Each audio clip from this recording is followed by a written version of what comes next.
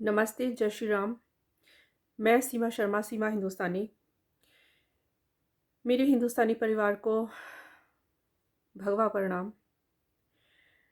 दिल्ली में जो घटनाएं हुई और देश के अलग-अलग हिस्सों में जो घटनाएं हुई, हमारे सभी त्योहारों पे जो हिंदुओं के ऊपर जो पत्थरबाजी हुई, हिंदू बच्चों के ऊपर जो अटैक्स हुए, महिलाओं का जो अपमान हुआ, हमारे भगवानों की मूर्तियों को तोड़ा गया, ये देखकर हर सनातनी का मन व्यथित है, हर सनातनी दुखी है।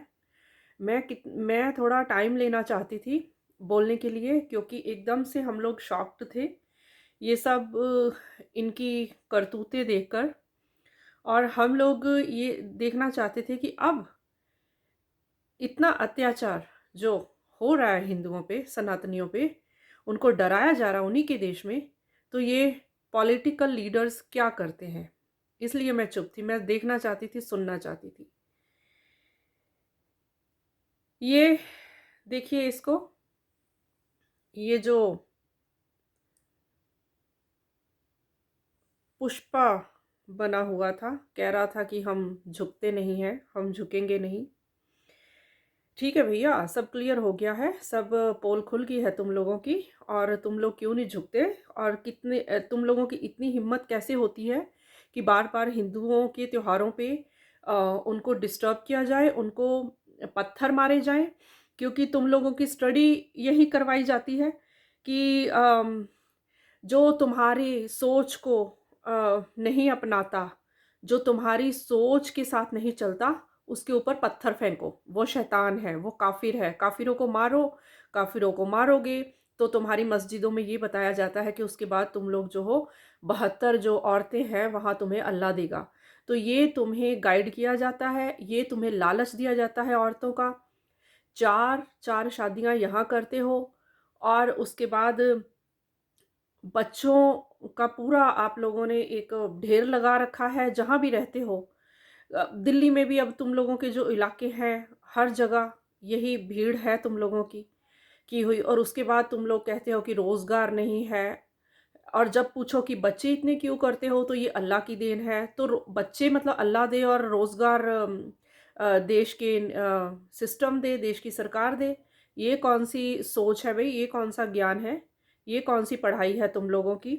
अभी एक और देखिए, ये अभी मैं अभी अभी बताती हूँ। ये सुनिए इनको, एक मिनट। 23 बच्चे हैं, 23। मिसेज कितनी है घरवाली? हाँ, वाइफ घरवाली है एक हमारी से 23 बच्चे। हाँ, ये देखिए 23 बच्चे मुल्ला जी के। ठीक है, ठीक है मुल्ला जी, बहुत बहुत बड़ी हिम्मत है ये आपकी। ये बहुत हिम्मत। ये बोल रहे हैं कि इनकी एक ही वाइफ है, लेकिन एक वाइफ से 23 बच्चे हैं। अब मुझे बताओ, वो उस औरत का क्या हाल इस आदमी ने किया होगा। रेहड़ी चलाता है ये, इसके पास कोई ये नहीं कि कोई बहुत बड़ा राजा है। राजा भी हो तो भी 23 बच्चे एक औरत से उसके शरीर से निकालना, ये तो एक बहुत ही निर्दयता हुई ना, ये तो दरिंदगी हुई ना। और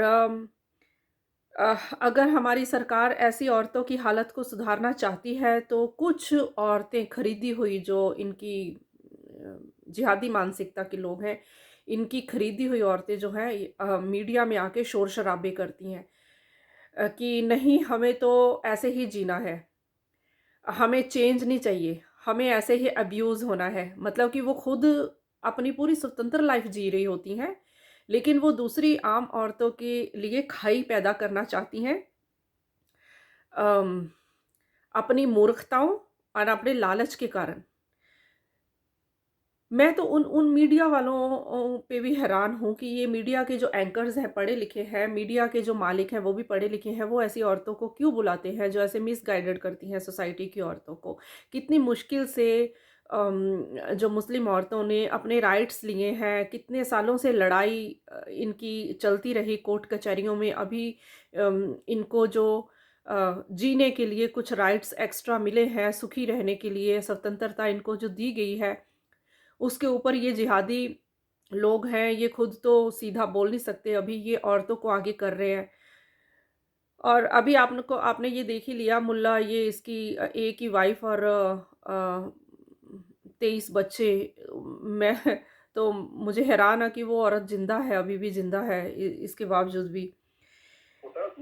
तो ये है भाई और बहनों, इनकी जो अभी पॉलिटिक्स शुरू हो गई है इस बात पे कि पहले तो केजरीवाल बोल रहा था केंद्र सरकार कुछ नहीं कर रही है, मोदी जी कुछ नहीं कर रहे हैं। जब केंद्र सरकार ने एक्शन लिया उन इलाकों पे जाके जो इलीगल कंस्ट्रक्शन था उसके ऊपर, क्योंकि ऑलरेडी उनको काफ़ी सालों से बार बार उनको बोला जा रहा था कि जो इलीगल कंस्ट्रक्शन है इसको हटाओ, नहीं हटा रहे थे। ठीक है, वहाँ पे क्राइम हुआ, वहाँ पे पत्थरबाजी हुई, वहाँ पे गोली चली, पुलिस वाले घायल हुए, छोटे छोटे बच्चे, हिंदू बच्चे घायल हुए।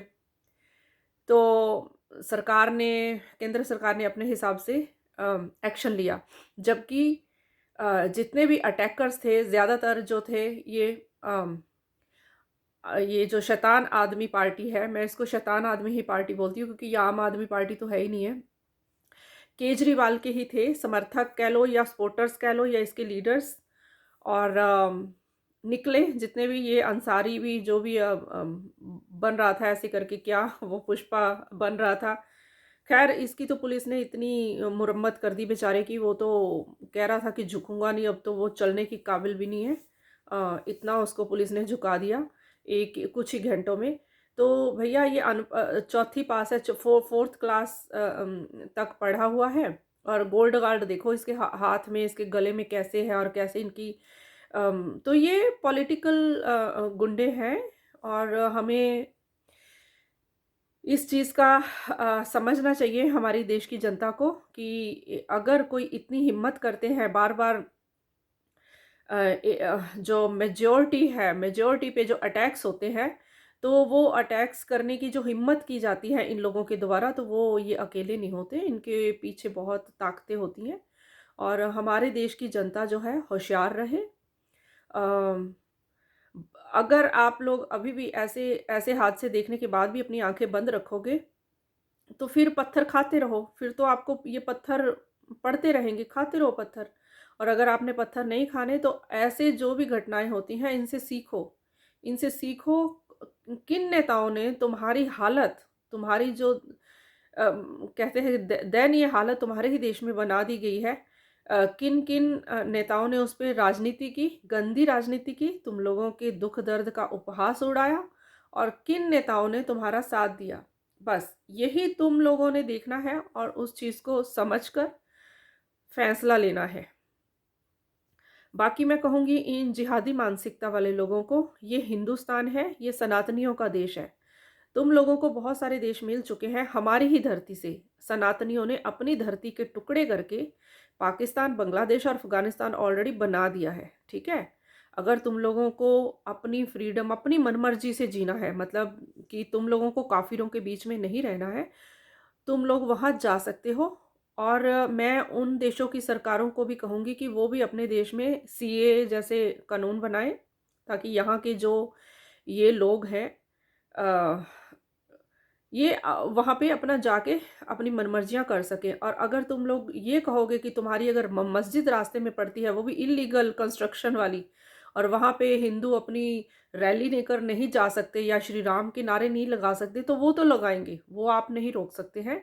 आपको कोई अधिकार नहीं है हिंदुओं को उनके देश में उनके तीज त्योहार मनाने को रोकने का। सिस्टम है, सिस्टम में अगर तुम लोग घुस चुके हो या तुम्हारे साथी या कह लो वामपंथी, कोई बात नहीं।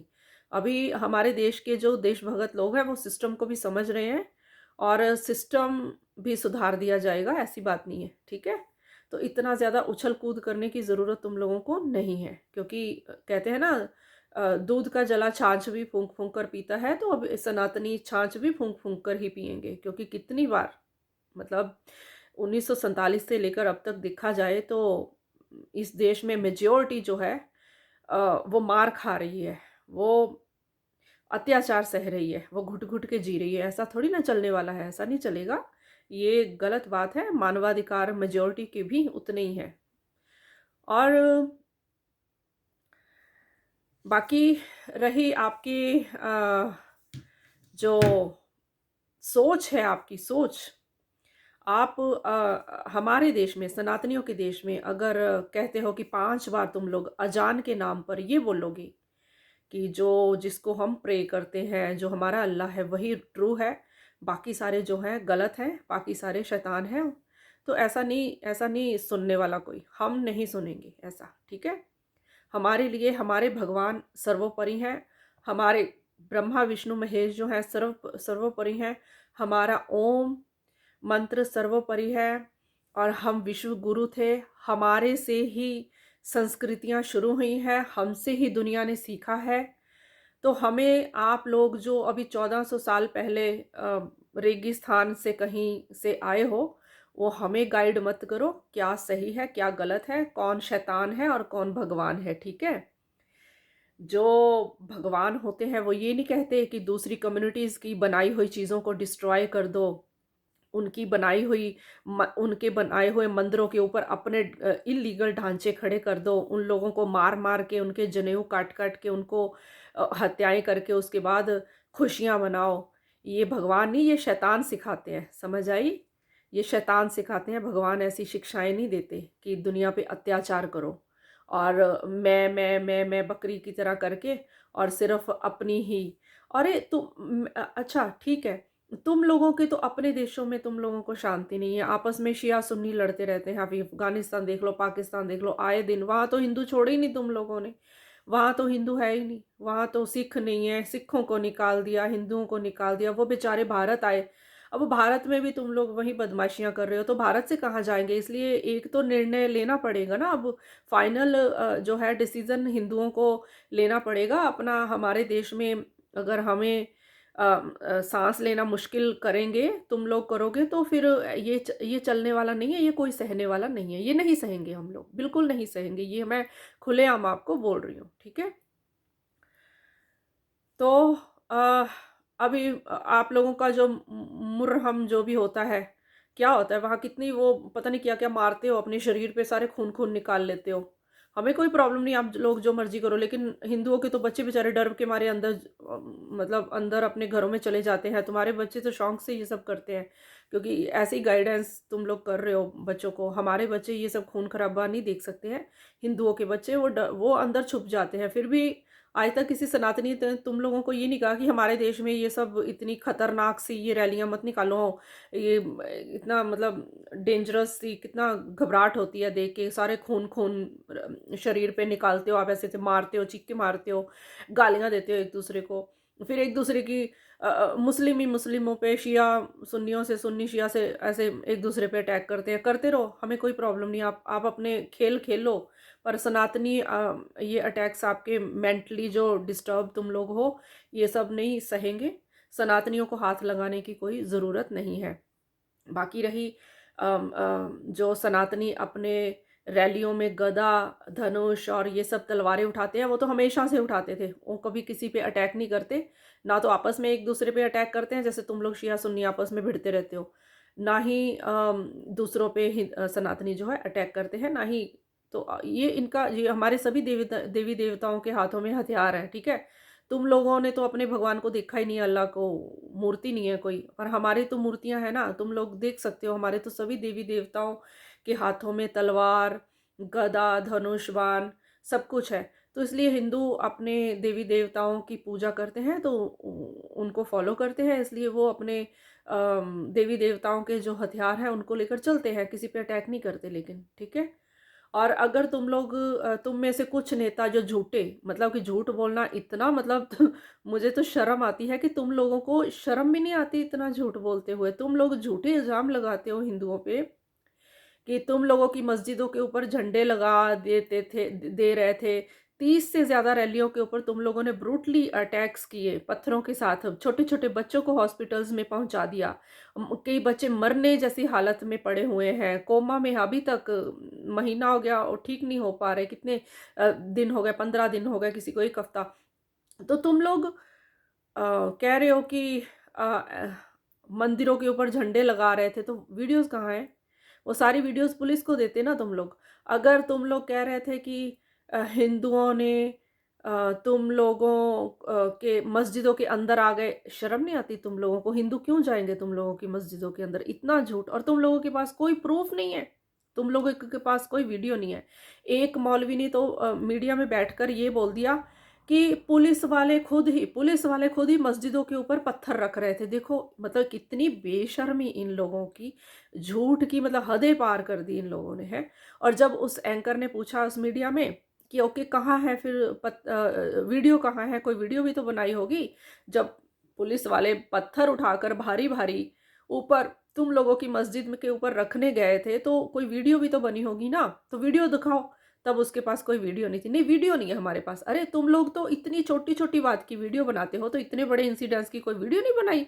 और तुम लोगों की मस्जिदों के अंदर कोई ऐसा सीसीटीवी कैमरा भी नहीं था जिसमें ये वीडियो ये पता लग जाता कि क्या हुआ अंदर। कितना झूठ, इतना झूठ, मतलब तुम लोगों के ये सिखाया जाता है तुम लोग कि झूठ बोलो, झूठ पे झूठ बोल के तुम लोग एक तो क्राइम करते हो। उसके बाद तुम लोग क्राइम करने के बाद तुम लोग फिर शराफत के नाटक करते हो कि हम तो माइनॉरिटी हैं। बाकी रही माइनॉरिटी की बात, सुनो मेरी बात। हमेशा से सनातन को माइनॉरिटी ने ही अटैक्स किए हैं हमारे देश में। जब मुगल आए थे वो भी माइनॉरिटी में आए थे, थोड़े से लोग थे, ठीक है। उन्होंने इतने सनातन, इतने सारी संख्या में सनातनियों को अब्यूज़ किया। क्यों? क्योंकि सनातनी हमेशा से शराफत से जीते रहे, हमेशा से स्पिरिचुअल और वेजिटेरियन जैसे दयावान कम्युनिटी है, ये दयालु कम्युनिटी है। इसलिए हमेशा राक्षस माइनॉरिटी ने बाहर से आकर, राक्षस बुद्धि माइनॉरिटी ने हमेशा देवतुल्य सनातनियों के ऊपर अत्याचार किए। उसके बाद फिरंगी आए, वो भी माइनॉरिटी में ही थे। वो क्या सनातनियों से ज़्यादा संख्या में थे जब हमारे देश में आए थे? थोड़े से तो थे। वो भी माइनॉरिटी में आए। इसलिए आप ये नहीं कह सकते कि जो माइनॉरिटी होती है वो हमेशा शराफत का पुतला होती है। हमारे सनातन पे अत्याचार ही माइनॉरिटी ने किए हैं।